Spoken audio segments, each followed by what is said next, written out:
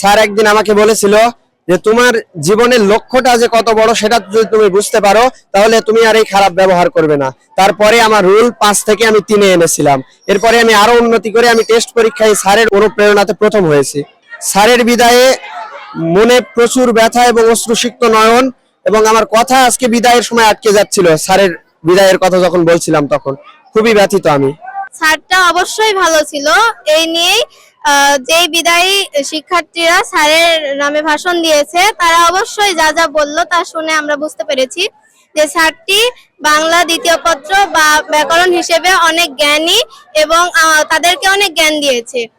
আমরা যেহেতু ক্লাস পাইনি সেহেতু আমাদের ভীষণ কষ্ট লাগছে। যদি আমরা স্যারের ক্লাস পাইতাম তাহলে অবশ্যই আমরা ব্যাকরণে ভালো হইতাম। আসলে 26 বছর আগে এই স্কুল থেকে আমি বিদায় নিয়েছিলাম। 26 বছর পর আবার সেই স্কুলে আসছি। এই স্কুলে প্রথম বাসের ছাত্র আমি। এই স্কুলের শুরু থেকে শেষ পর্যন্ত একটু এক কথায় বলি যে এই স্কুলে আমরা যখন ছিলাম তখন টিনের ছাউনিও ছিল না। আমরা খোলা আকাশের নিচে কিন্তু আমরা ক্লাস করেছি।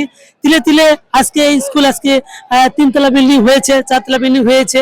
অসংখ্য ছাত্রছাত্রী পড়াশোনা করছে। দেশ বিদেশে অনেক ডাক্তার, ইঞ্জিনিয়ার, ব্যাংকার অনেক হয়েছে।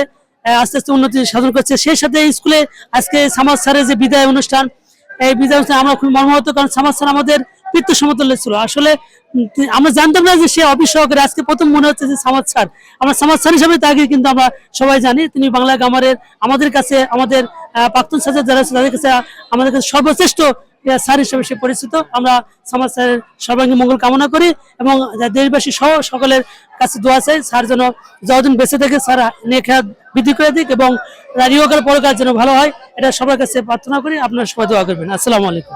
1993 সাল থেকে আমার পাশে ছিল, থেকে অক্লান্ত পরিশ্রম করেছে এবং সার্বিকভাবে আমাকে অফিসিয়াল যে কাজকর্ম এটাকে সহযোগিতা করেছে। সে একজন ভালো মানুষ।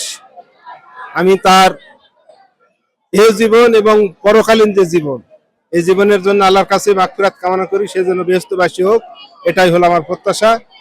তার জন্য আমরা আমাদের পক্ষ থেকে, আমাদের এই বিদ্যালয় প্রতিষ্ঠিত হওয়ার পর থেকে যতগুলা ছাত্রছাত্রী ছিল তাদের পক্ষ থেকেও আমি তার ভবিষ্যৎ এবং পরকালীন জীবনের জন্য আমি আল্লাহর কাছে প্রার্থনা জানাই, তিনি যেন বেহেশতবাসী হোক। আমি দীর্ঘ টাইম ছিলাম এখান থেকে, ছেড়ে যাওয়াটা এটা কষ্টদায়ক, বেদনাদায়ক। আমি এখান থেকে চলে যাচ্ছি, নিঃস্ব হয়ে যাচ্ছি, মানে নিঃস্ব মনে করে। এখানে ছাত্রছাত্রীদের দেখা সাক্ষাৎ খুবই কম হবে, হলেও খুব কম। হেডমাস্টার ও অন্যান্য সহকারী শিক্ষকবৃন্দ আমাকে বড় মনে, সবসময় বড় মনে করতো এবং তারা বলতো যে আপনি সারা কোনোদিন আমার ভাই, বিশেষ করে হেডমাস্টার একটা বলতো, হেডমাস্টারও আমাকে আপনি বলে ডাকতো সবসময়।